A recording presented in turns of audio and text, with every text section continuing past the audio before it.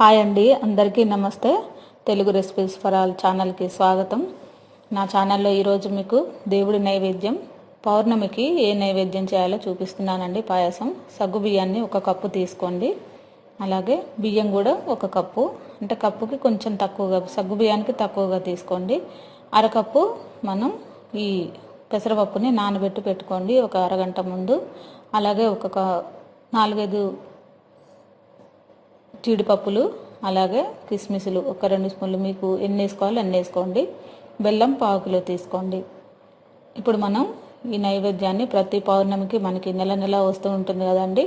ఆ పౌర్ణమికి దేవుడికి నైవేద్యంగా ఈ ప్రసాదాన్ని పెట్టుకుంటే చాలా మంచిదండి.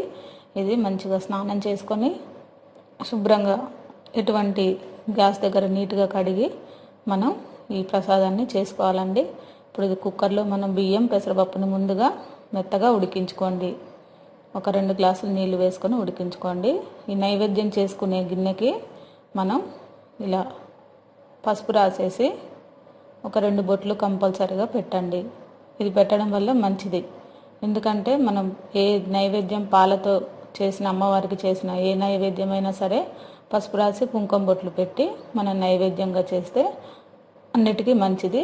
అలాగే మనకు కూడా మంచి ఫీలింగ్ కూడా ఉంటుందన్నమాట.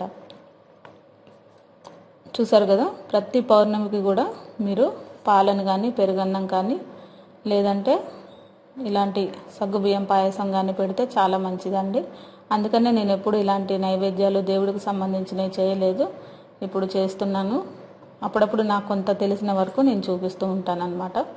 ఇప్పుడు మీరు ఇలా కుక్కర్లో ఈ పెసరపప్పుని బియ్యాన్ని ఉడికించుకున్న తర్వాత ఈ పసుపు రాసుకున్న గిన్నెని బొట్లు పెట్టేసి మీరు ఇందులో సగ్గుబియ్యాన్ని ముందుగా ఉడికించుకోండి. ఈ సగ్గుబియ్యం త్వరగా మనకు ఉడికిపోతాయి. ఇది దాదాపు మనం ఒక 4 అవర్స్ నానబెట్టి ఉంచామన్నమాట. ఇది అందుకే తొందరగా ఉడుకుతాయి అన్నమాట. సగ్గుబియ్యం తొందరగా నానకపోతే సరిగ్గా ఉడికినట్టు మనకి అనిపించదు. ముందుగానే మీరు ఈ నైవేద్యం చేసుకోవడానికి పౌర్ణమి రోజు ముందే, మనకి అదే రోజు మధ్యాహ్నమే మీరు ఈ సగ్గుబియ్యాన్ని నానబెట్టుకోండి. ఇప్పుడు మనం ఉడికించిన పెసరపప్పు బియ్యాన్ని మెత్తగా చేసి గరిటెతో కానీ పప్పు గుత్తితో కానీ, లేదంటే మీకు కొంచెం గరిటెతోనే మెత్తగా అయిపోతుందండి కలిపేస్తే, ఆ పెసరపప్పు అలాగే బియ్యం మిశ్రమాన్ని సగ్గు బియ్యంలో వేసేయండి. వేసి అలాగే ఈ పాలను కూడా, ఆవు పాలు తీసుకోండి. ఆవు పాలు దొరకకపోతే నార్మల్ పాలు కూడా మనం వేసుకోవచ్చు. ఆవు పాలతో చేస్తే ఇంకా మంచిది. మీకు దొరికితే అవైలబుల్గా ఉంటేనే చేయండి, లేదంటే మామూలు పాలైనా మనం కాచి చల్లార్చి అలాగే దీంట్లో వేసుకోవచ్చు. ఇప్పుడు మనం బెల్లం ఒక 1/2 కిలో తీసుకుందామంటే మీరు స్వీట్ ఎంత తినగలుగుతారో అంత వేసుకోవచ్చు. లేదంటే పంచదారతో కూడా మీరు ఈ నైవేద్యాన్ని కూడా చేసి అమ్మవారికి నైవేద్యంగా పెట్టుకోవచ్చు. కానీ బెల్లంతో చేస్తేనే చాలా మంచిది. బెల్లం, బియ్యం, పెసరపప్పు ఈ 3 కూడా మనం ప్రతి పండగకి కూడా మంచి శుభాలు కలిగించే ఈ అన్నీ కూడా మంచి అన్నమాట. ఇందులో మనం వేసినవి దేవుడికి ఇష్టమైనవి అన్నమాట. ఇప్పుడు ఈ బెల్లాన్ని వేసి కరిగిన తర్వాత ఇది పక్కన పెట్టేసుకోండి. ఇప్పుడు మనం డ్రై ఫ్రూట్స్ని ఆవు నెయ్యిలో మనం వేయించుకుందాము.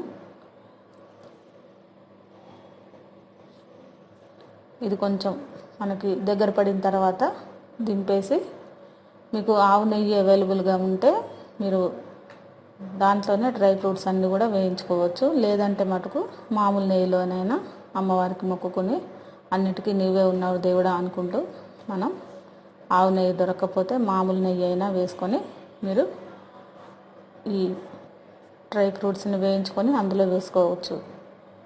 కనీసం ఒక చిన్న ప్యాకెట్ దొరికినా 1 చుక్క అయినా వేసుకోండి, ఆవు నెయ్యి మంచిది. ఇప్పుడు ఈ డ్రై ఫ్రూట్స్ని కొంచెం దూరగా ఫ్రై చేసుకోండి, మరి మాడకుండా మనం దగ్గరే ఉండి వేయించుకోవాలి. ఇవి కొంచెం ఫ్రై అయిన తర్వాత ఆ నైవేద్యంలో కలిపేసి మీరు ఆ ప్రసాదంలో కలిపేయచ్చు. ఇప్పుడు ఇలాచీలు ఒక 2 దంచి వేసుకోండి. సుగంధం మంచి వాసన వచ్చే ఇలాచీలను తీసుకొని దీంట్లో వేసేసుకోండి. దేవుడికి పెట్టే నైవేద్యమైన మంచి ఐటమ్స్ తీసుకొచ్చి మీరు నైవేద్యంగా పెట్టండి. మనమే తింటాము, దేవుడు తింటాడా ఏమన్నా? కాకపోతే ఏంటంటే మనకు ఒక నమ్మకం, అమ్మవారికి మన నైవేద్యం పెట్టాము మనస్ఫూర్తిగా చేసుకొని చక్కగా ఇష్టంగా దేవుడికి నైవేద్యం పెట్టేసి మనం ఆ రోజు పూజని చేసుకోవచ్చు.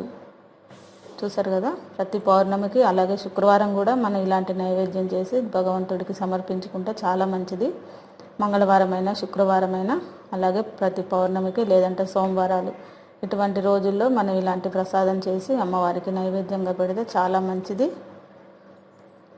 ఇప్పుడు మీరు ఈ గిన్నెలోనే, వెండి గిన్నెలోనే పెట్టాలని ఏం లేదండి. మీకు ఇత్తడి గిన్నె ఉన్నా లేదంటే దేవుడి దగ్గర మీరు ఏ గిన్నె వాడతారో ఆ పవిత్రంగా ఉన్న గిన్నెలో మీరు ఈ ప్రసాదాన్ని దేవుడికి సమర్పించుకోండి. అంతేనండి, నాకు తోచిన విధంగా నేను నైవేద్యాన్ని చూపించాను. మీ అందరికీ నచ్చినట్లయితే లైక్ చేయండి, షేర్ చేయండి, సబ్స్క్రైబ్ చేయండి. ఈ వీడియో నేను దేవుడికి సంబంధించిన, పూజకు సంబంధించిన కొన్ని వీడియోస్ చేయాలనుకుంటున్నాను. ముందు మీరందరూ కూడా నాకు సపోర్ట్ చేయండి. ఓకేనండి, అందరికీ థ్యాంక్ యూ అండి.